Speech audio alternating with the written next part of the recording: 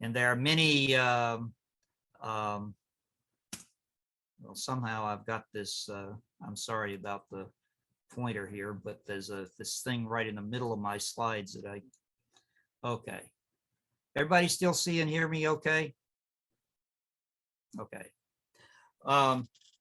Well, a number of years ago, we started looking at hybrid ion atom systems, and which led to this nice review article with my number of some of you present, my Polish colleagues. But today I'd like to think about something other aspect of combining ions with atoms and molecules, and that is for product detection in chemical reactions. So the one thing I'd like to think about is what kind of general principles might apply. And one of the things I want to look at is what I call van der Waals universality. That is, to a large extent, what happens, particularly if we're thinking about near threshold states, are governed by the long-range potential, particularly the van der Waals potential. So we'd like to think a bit about that and the propensity rules that we might get in product distributions. And I want to think about three-body recombination, in particular, of rubidium atoms, both the 87 and 85 isotope, and in chemical reactions of, like to think of this, not work that I did, but I just want to make a comment towards the end about chemical reactivity and how van der Waals universality might apply there. So this is from an old experiment, the one from Johannes's group that was published a while back. And we,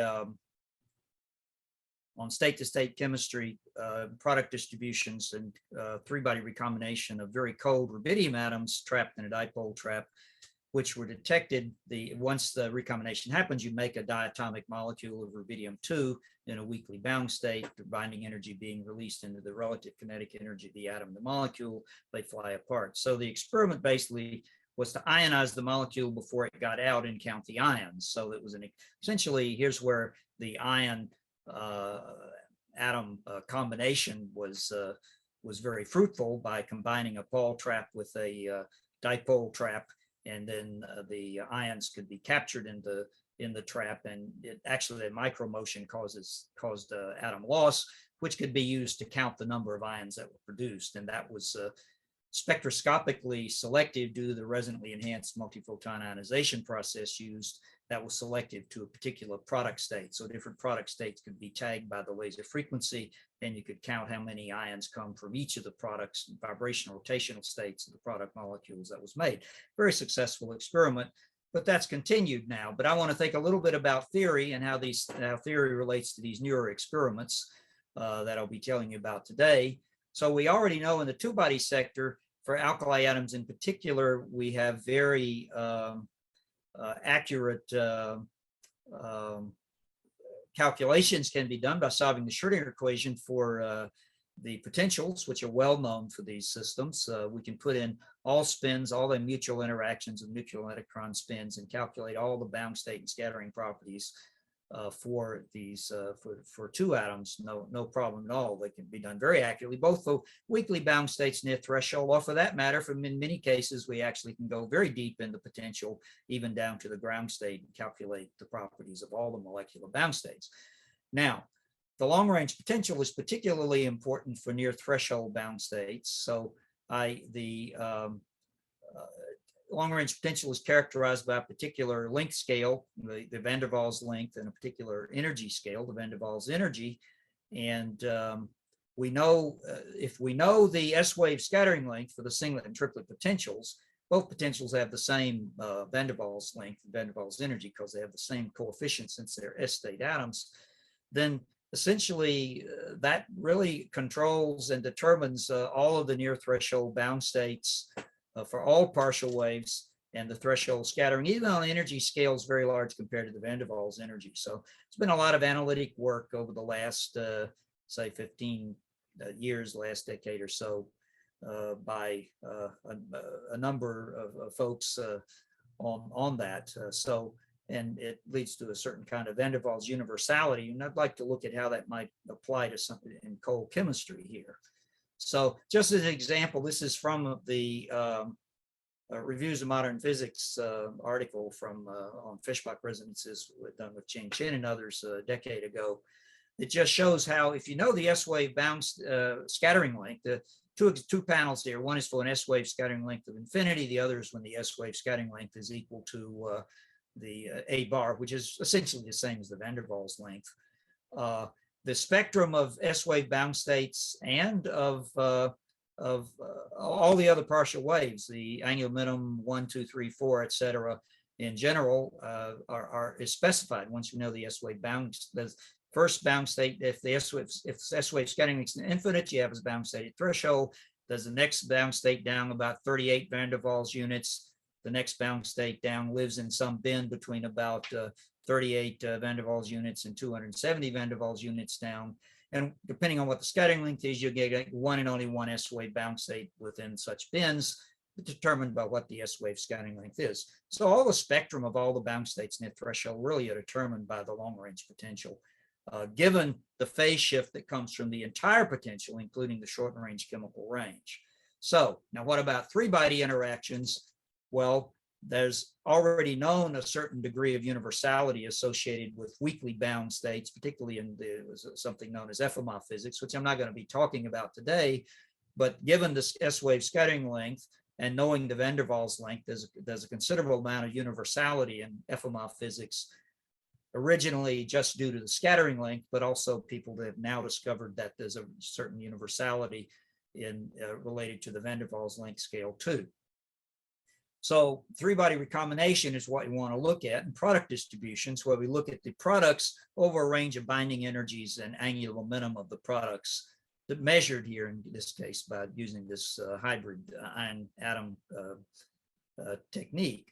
In terms of the theory, we're going to do accurate three-body calculations. We can't include all the bound states of the problem because that would make the problem too challenging for the three-body theory. So we have to use a reduced number of bound states, but we know the two-body physics very accurately. So we construct a model with a reduced number of S-wave bound states. And instead of having over 100 as the singlet potential of rubidium would have, maybe we only have 5 or 10 or 15 S-wave bound states. But and this is done by adding in a repulsive wall, the 1 over R12 repulsive potential that is selected so as to give the correct singlet or triplet scattering lengths for their actual potentials in the problem. We can include either a single spin channel or multiple spin channels. I'm mainly going to tell you about our single channel results today. And what we do is to treat the long range potential as pairwise additive. So the potentials of 3 interacting atoms, you just add up all the different ways in which 2 pairs can interact and sum that in the long range sector with these reduced potentials, and solve the three-body Schrodinger equation in its hyperspherical adiabatic representation developed over many years by Gilla, and the computer codes developed from Gilla. So, and then we get the T matrix for predicting the product distributions. So that's what we do. Now, rubidium-85, these are the potentials of rubidium-85. This is from the old review article we wrote on cold molecules in Fishbach physics. The potentials are very deep. The singlet is about 120 terahertz deep, or 4,000 reciprocal centimeters. Very, very large binding energy. At long range, we have the hyperfine splitting of this little inset shows the hyperfine splitting of the rubidium-85 atoms.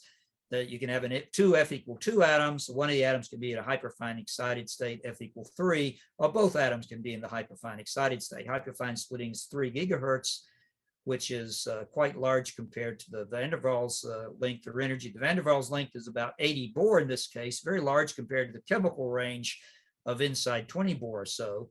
And the thermal energy, KT, is actually very small. It's only remember, a microkelvin is about 20 kilohertz. So in the nanokelvin range, we're down in the few kilohertz range for thermal energy, KT. So basically, 2 very cold atoms come together, and only inside about 40 Bohr do these excited hyperfine closed channels open up and become capable of being occupied, at least in terms of classical trajectories, if you think that way. So asymptotically, we only have one spin channel. That's significant. So all the chemistry and real three-body forces act down here at very short range inside this distance I call R exchange, which is where the chemical exchange energy, the splitting between the triplet and singlet potentials, becomes comparable to the asymptotic hyperfine splitting. And all of the interesting three-body physics is mainly dominated by what happens at long range, where we have additive two-body forces. So this is the kind of picture we try to use to understand what's happening, even at energy scales large compared to the van der Waals energy, which is about 6 megahertz. This figure, also taken from that old review paper, which shows the rubidium-85 last bound states with their hyperfine structure versus magnetic field. The experiments and the theories all done at zero magnetic field. So at zero magnetic field, you see the black lines give the energy of the separated atoms versus magnetic field, where we take the state that we're working with here is 2 F equal 2 atoms in its weak field seeking MF equal -2 state, which is the 5th bound state up. I'm sorry, the 5th atomic state up, 5th Zeeman state up, because F equal 2 is 5-fold degeneracy. It's the highest one. Has lowest energy at zero field with increasing away from zero. But I take the energy of 2 atoms at zero here. The blue lines show the first bound state, the second bound state, the third bound state, calculated by couple channels calculations for 2 F equal 2 atoms in their total F equal 4 state at zero field in there, which has a total projection of -4. So these levels have the same magnetic moment as the separated atoms and have parallel energies that are parallel to the separated atom energy. So these are the states that have the spin character of the entrance channel.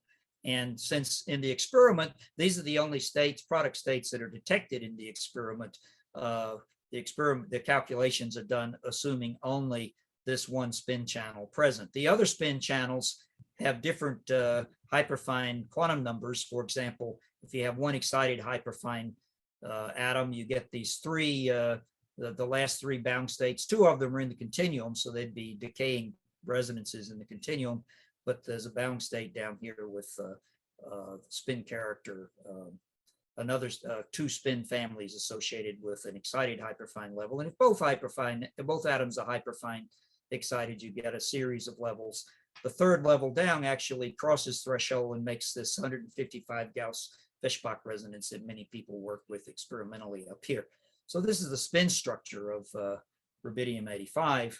We can put in all spin channels, and we're doing that now, but just beginning to do that. But the calculations I'll tell you just have one spin channel. This is an example of the hyperspherical potentials given. This is given for rubidium-87 rather than 85. 85 looks pretty much the same, so for illustrative purposes, I can show you 87. This is if we have a reduced model with only 4 S-wave bound states, the first, second, third, and fourth S-wave bound states. You also see and this is versus the hyperspherical hyperradius, the hyperspherical coordinates going out to long range, where you have an atom with a diatom. So this is these are the product states of a 3-body recombination asymptotically in different rotation levels. So the molecule can have 0, 2, 4, 6, 8, etc.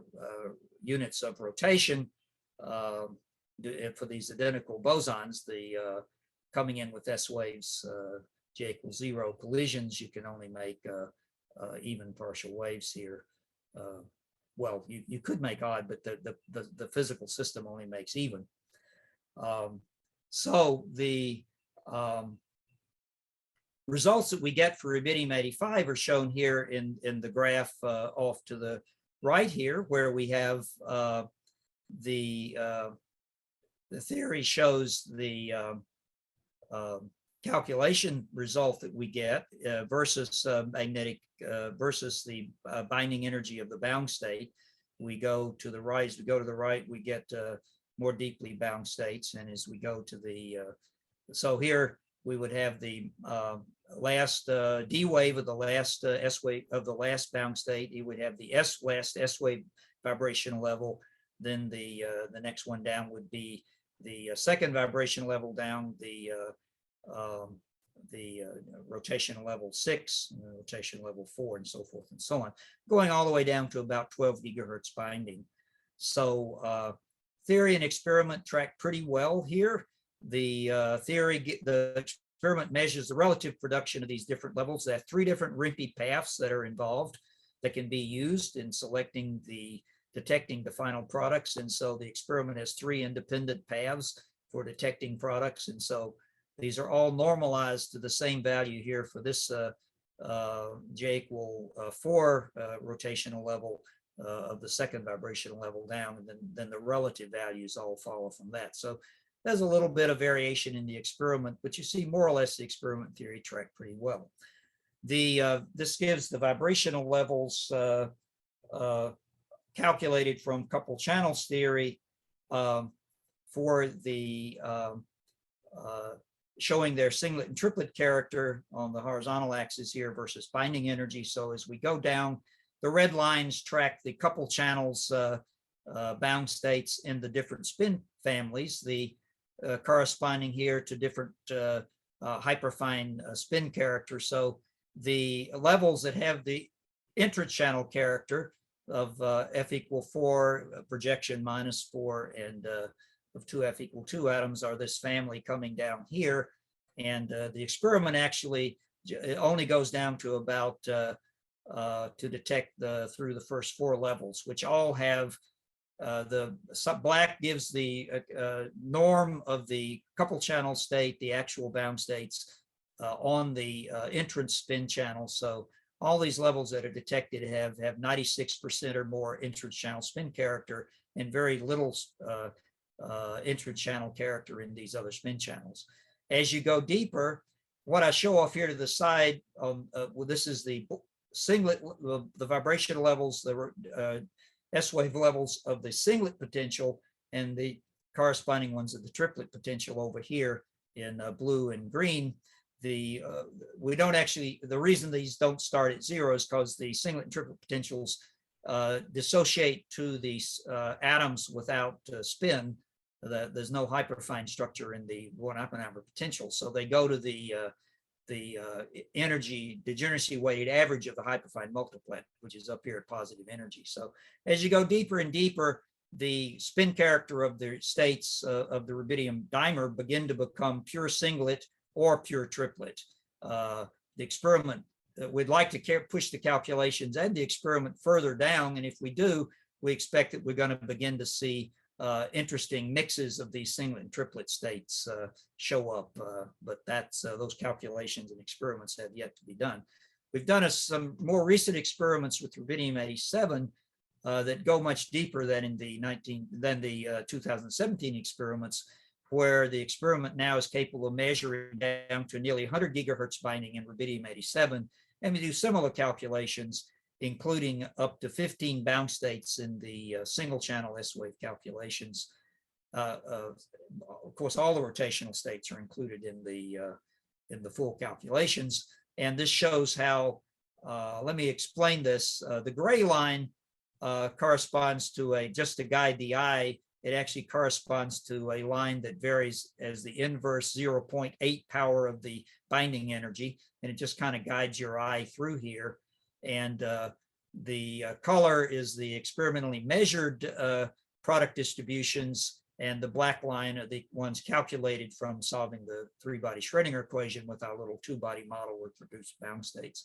Now, what we do in order to be able to show visually what the other partial waves are doing, we just multiply the gray line by 10 to the minus 2 for each successive partial wave and displace the data and calculations by the same 10 to the minus 2. So the gray line represents the same absolute magnitude. It's just pushed down on the graph so you can visually separate these. Otherwise, they all be jammed together and you couldn't see them, couldn't tell them apart. So basically, you see the theory and the experiment track each other very nicely for the most part for all of the different partial waves down to these fairly deep binding energies. So we actually are calculating the product distributions, the scaling with binding energy, and even the variation and some of the fluctuations with rotational quantum number.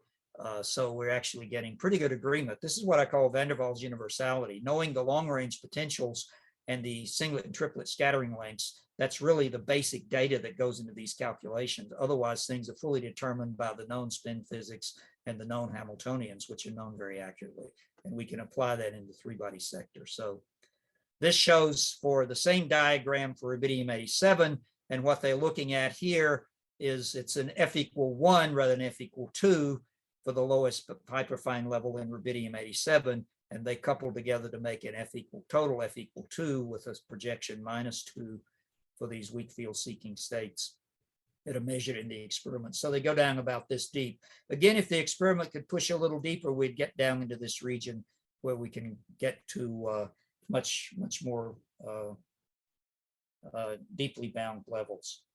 So I'd like to, this is the rubidium experiment. I'd like to just mention very briefly an experiment. I was not involved with this, but I'd just like to comment something about ion detection can be used in other systems as well. This is a really nice experiment done in Conquin Nee's group at Harvard, where they looked at potassium rubidium, very cold potassium rubidium fermions. This is potassium 40, so these are fermionic molecules that K2 plus Rb2 are the products in this case. It's a chemical reaction with very small energy release. There's only about 10 reciprocal centimeters. That's only a few Kelvin of energy release. So it's not much, it's not very exothermic, but so you take two ground state molecules of KRB and their vibrational, this is now the absolute vibrational ground state in their rotational ground state.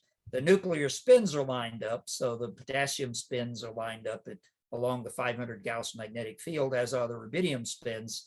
The reaction happens and you make either the energy release is so small you can't make vibrationally excited molecules, product molecules, but you can make different rotationally excited molecules.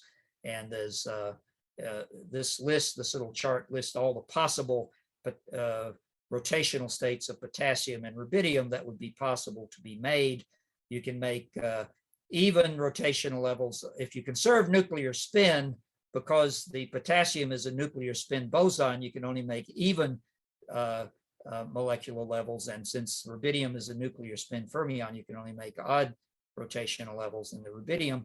And so the black dots show the parity allowed states you can make. If you could flip nuclear spins, you could also make these other squares where you change the angular momentum. But you actually, in the reaction, it turns out there's no observed flipping of nuclear spins. They stay conserved throughout the reaction. So the way they did the experiment involved ion detection. In this case, it's not ion trapping with the Paul trap, but the product molecules are ionized by a Rimpey laser before they exit the reaction region due to their higher velocities, and are then imaged by ion imaging methods onto a multi-channel detector plate where the products are detected in coincidence. So the potassium dimer ion and the rubidium dimer ion that are made from coincident Rimpey ionization are detected, and from that the momentum of each can be are measured from where they occur on the plate, and they can deduce the product distributions in each of the rotational states. And a really nice experiment, beautiful experiment.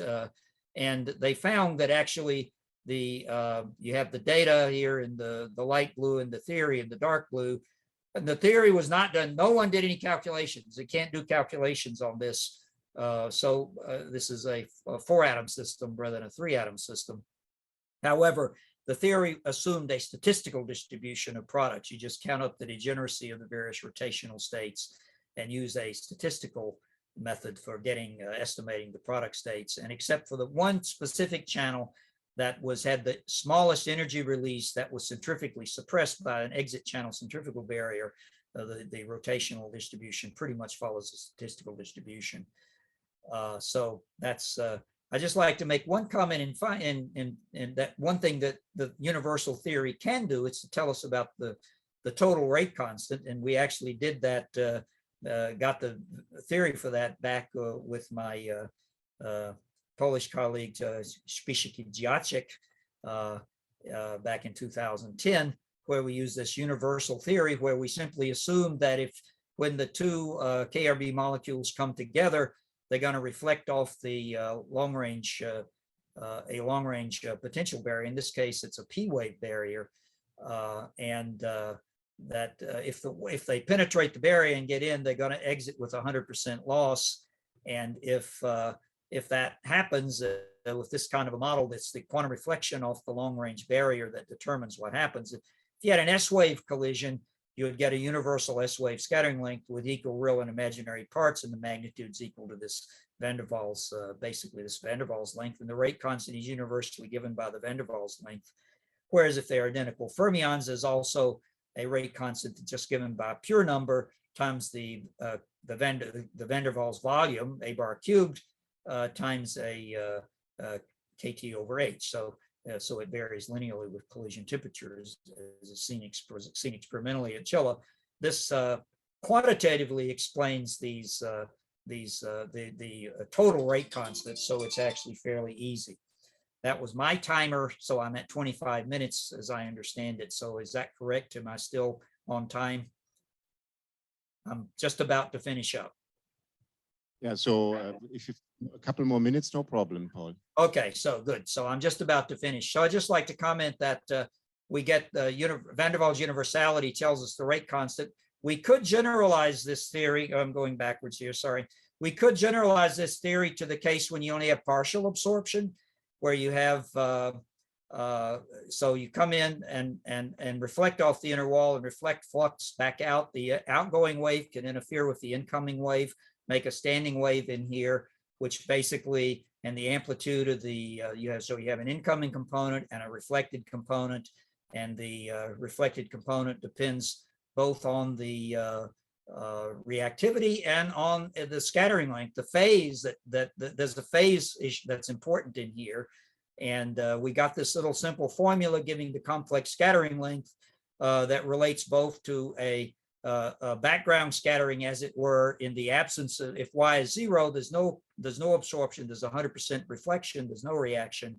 And so y equals 0 would just correspond to this background scattering length. But if there is any loss in the inner wall, you get this nice, you get this term that gives you a complex scattering length. If in the case when y is 1, that's our black hole model, everything is lost in here, and you get this, what I just showed you for the S, and you get this, you're essentially going to get a P-wave scattering volume that's universal in terms of a van der Waals volume, and a S-wave scattering length that's universal in terms of a S-wave scattering length. I just want to, in the last slide, I just want to mention one thing, and that is that this beautiful experiment out of Wolfgang Ketterle's lab, he took this old theory from 2010 and gave it a somewhat new interferometer interpretation of how you view the scattering flux coming in through some reflective long-range barrier into some shorter region, a reflection off the inner wall. And he could then, he had this sodium plus sodium lithium molecule reaction to make sodium dimers and lithium. There's no product detection here. It's simply loss of the sodium lithium molecules that's measured. He has a Fishbach resonance up against up near 1,000 Gauss, where the measured rate could go all the way to the unitarity limit, much larger than this universal van der Waals limit. And as he tunes the scattering length across the Fishbach resonance, and he actually used this formula for that we got back in 2010, where S now is Fishbach tunable. So it's a scattering length that depends upon the width and pole strength of this resonance. So by fitting this data to this kind of a formula, he could extract the pole strength and width of this resonance, the background scattering length, and give a very nice, and then he gave an interpretation of this formula in terms of a Mach-Zehnder interferometer. So this, if you get the reflection off the inner wall, the interference between the back reflected wave and the incoming wave can build up flux in this channel. So the loss actually depends upon the amount of buildup flux here in the in-between region here. So it's a very interesting interpretation. So I'll just close with that there's a lot of use of using van der Waals universality concepts in, I think, co-reactivity. And there's a lot of life left ahead for ion physics, I think, in hybrid systems where we take atoms and molecules and ions and combine them in interesting ways. So thank you. Thank you, Paul. Yeah, thanks very much for this nice introduction and overview of scattering physics. Now, this was, of course, scattering physics with neutral particles. In principle, if you had, let's say, an atom and an ion forming a molecular ion, let's say an earth alkali that is positively charged and an alkali. From your point of view, you know, does it change anything, or would you essentially expect the same physics? Well, I would expect there's some similarities. The difference, of course, is that if you have an ion colliding with an atom or a molecule, let's say a molecule, you typically get the range of that force is very long range. It's you would get because it's not a van der Waals 1/6, but it's a 1/4, 1/3. So you get these long range ion. You get ion. The polarization potential 1/4. You get an ion quadrupole or an ion dipole, depending on the nature of the target particle. So these are very long range. In many ways, they can be treated classically. And I think Chris Green's actually done some work with three-body reactions involving ions where you actually can treat them by classical trajectories. So getting into the quantum regime probably is going to be harder because you have to go to very, very low energies if you wanted to get into a purely S-wave regime. Otherwise, you bring in a few more partial waves simply because the scale length for these potentials that are much more long range is much further out and with much lower barriers. So you tend to bring in more partial waves more easily. So I'd say probably the difference between ions interacting with things, the technology of detecting what goes on, ion technology is pretty good for that, we know. So one might do some very interesting studies experimentally. The theory, one can do these quantum theories and do analogs to what we did, but one also can do classical theories. Might make for some interesting comparisons if one could get into really, really deep ultracold regime with ions, maybe using much lighter mass systems, which will be quantum to higher energies. Great. Okay, are there questions? Other questions? Perhaps I have another one, and that is, so you talked about van der Waals universality in the beginning, and so now if you were to consider, you know, the interaction between atom and ion, then you have the 1/r⁴ polarization potential. Yeah, would there be something similar? Yeah, but not van der Waals, but I don't know, some other universality that.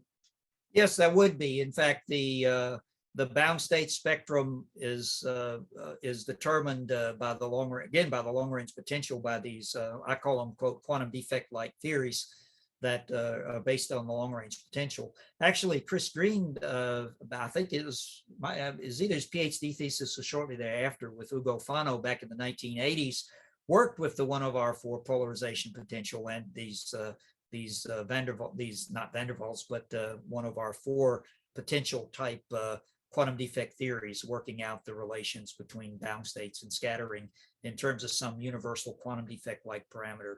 The scattering length basically in the van der Waals system basically serves as a universal quantum defect parameter in terms of which all the bound and scattering states are characterized. So Chris did something similar for 1/4 potential. So a lot of that theory exists even going back to the 1980s and can be done quantum mechanically and adapted. So yes, I think there's a tremendous amount of information you can get from universal long-range physics to understand any kind of ion atom, ion molecule interactions. So yeah, I'd say definitely take advantage of that. Good.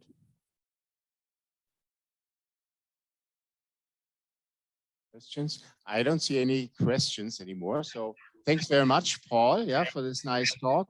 And then we continue to the next talk.